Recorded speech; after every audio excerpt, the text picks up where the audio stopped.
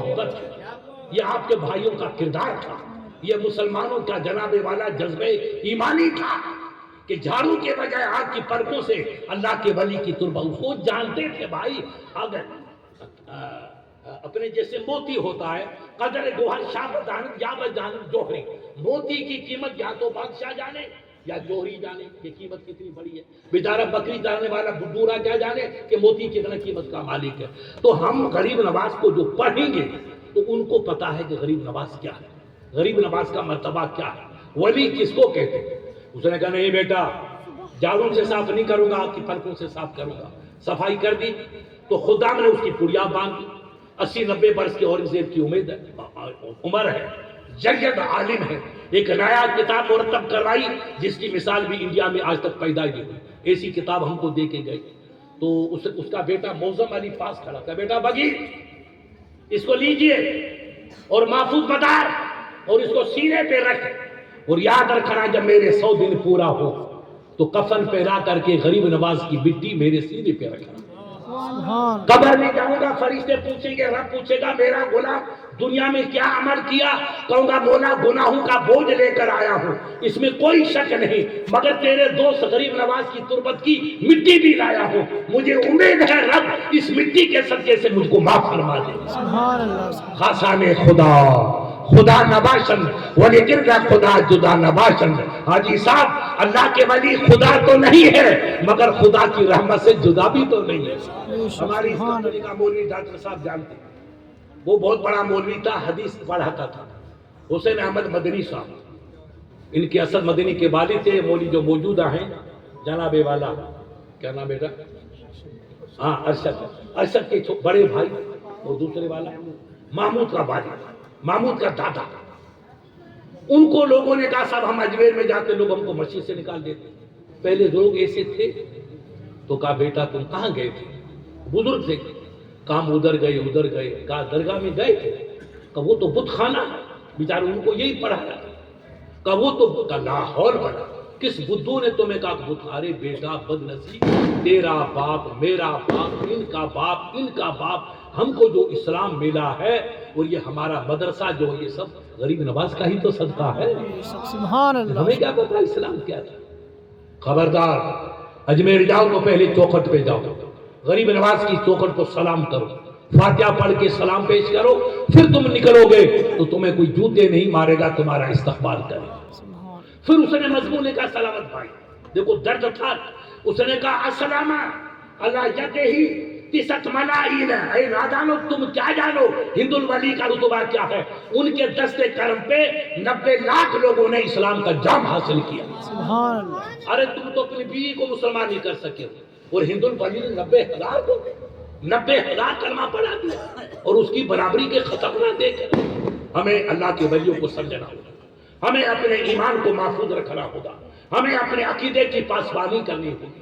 ہم کسی کی پوجا نہیں کرتے، حرام، جو پوجا کرے وہ اسلام سے بیٹ آؤٹ، اس کا کوئی، ہم اللہ ولیوں سے پیار کرتے ہیں، ولیوں سے محبت کرتے ہیں، اور یہ طریقہ ہم کو رسول اللہ نے بتایا، میرے آقا نے بتایا، یہ ہمارے عالم میں تھے، انہیں پوچھو سلامت بھائی جو جنگ احد ہوئی تھی، جنگ بدر، اس میں جو شہید ان کے مزار آج بھی موجود ہے، آپ بھی دیکھ کے آئے، میں بھی گئے، تو سرکار ہر سال بدر کی جنگ کا جو روانہ آتا تھا تو سرکار مدینے سے بدر آتے تھے اور اس شہداء کو سلام کر کے ان کی بخشش کی دعا مانگ۔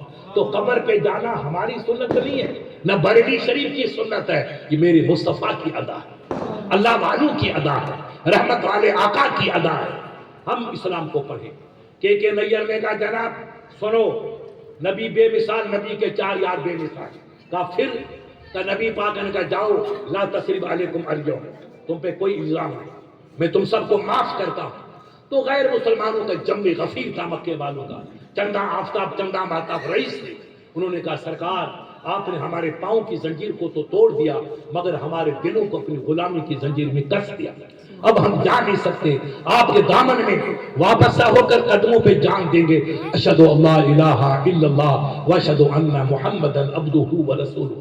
جب کلمہ پڑھ کے مسلمان سب ہو گئے تب نبی پاک کے دل میں ایک احساس ابھرا کہ بلال اسد علی سطح کعبہ، بلال کعبے کی چھت پہ جاؤ، یعنی چھت پہ جاؤ، وہاں جا کے اذان دے تاکہ مکے کی پہاڑیوں کو سکون ملے.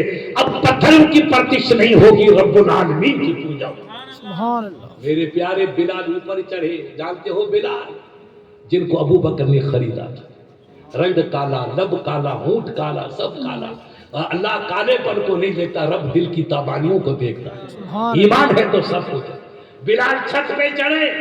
مولا جی سے کہو پیارے قسم تیری حماقت کے ہم کو بتا دے یہ بلال کون ہے، اس کا رتبہ کیا ہے. اس سے بڑا کوئی مولوی ہے اس زمانے میں؟ نبی کا غلام، نبی کے دربار کا خاندان. انہوں نے کہا یار ہمیشہ جب اذان دیتا ہوں تو میرا چہرہ ہمیشہ سلاوت بھائی کعبے کی طرف ہوتا ہے. اللہ اکبر. اب میں تو کعبے کے اوپر ہوں، کعبہ میرے پاؤں کے نیچے ہے، تو میں کدھر چہرہ کروں؟ تب اعلیٰ حضرت کا شعر کسی دیوانے نے گونجا. میرے بلال کو احساس ہوا کہ نہیں، ابے یہ 300 صنم کا مرکز تھا، اس کو کعبہ بنایا ہے تو مدینے والے سرکار نے ہی تو کعبہ بنایا. تب امام احمد رضا نے فرمایا حاجیو آؤ شہنشاہ کا روزہ دیکھو، کعبہ تو دیکھ چکے، کعبے کا کعبہ دیکھو. سبحان یہ اللہ. کعبے کا سبحان اللہ. سبحان اللہ. جن 300 صنم کو صاف کر کے کعبے کو دلہن کی طرح پاک و صاف کیا، میرے رسول کا کردار ہے. بلال کعبے کی چھت پہ ہے. ابو بکر جس نے بلال کو آزاد کیا وہ ان کا آقا ہے.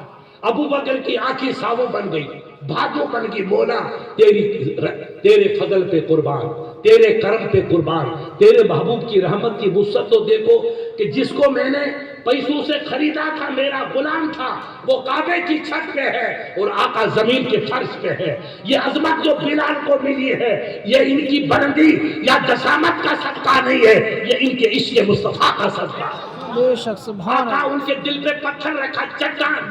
بلال کی زبان باہر نکل آئی. جب ہوش آیا تو چٹان کو ہٹا کے کہا بلال ابھی تو کلمہ چھوڑ، نبی کا کلمہ چھوڑ، ہم تمہیں معاف کر دیں گے. کعبے یار بیوقوفی کا تو شکار ہے، جان چلی جائے مگر نبی کا دامن نہیں چھوٹ سکتا. تو ہو کہ تر شروع مجھے گالی دے ہزار، یہ وہ نشہ نہیں جسے ترشی اتار دے. تو کتنا پتھر رکھ، جان جائے اس کی مجھے پرواہ نہیں، مگر مصطفیٰ کا دامن چھوٹ جائے یہ بلال کبھی گوارا نہیں. یہ عشق تھا جس نے بلال کو کعبے کی چھت پہ کھڑا کر دیا. صحابہ کی چیخی نکل گئی ہے اللہ تیری عظمت پہ قربان. دنیا کعبے کی دیوانی ہے، کعبے کو چومتی ہے، اور کعبہ بلال کو نہیں چوم رہا ہے، کعبہ بلال کے قدموں کو چوم رہا ہے. یہ بلال کو جو عظمت ملی، شرف ملا، یہ مصطفیٰ کی غلامی کا صدقہ ہے. کہ محمد سے وفا تو نے تو ہم تیرے ہیں، یہ جہاں چیز ہے یا لوح قلم تیرے. ہم عشق مصطفیٰ کو سمجھیں، ہم نبی کی عظمتوں کو سمجھیں. آخری بات کہتا ہوں میں، ہمارے ڈاکٹر نیئر صاحب نے پھر آگے لکھا کہ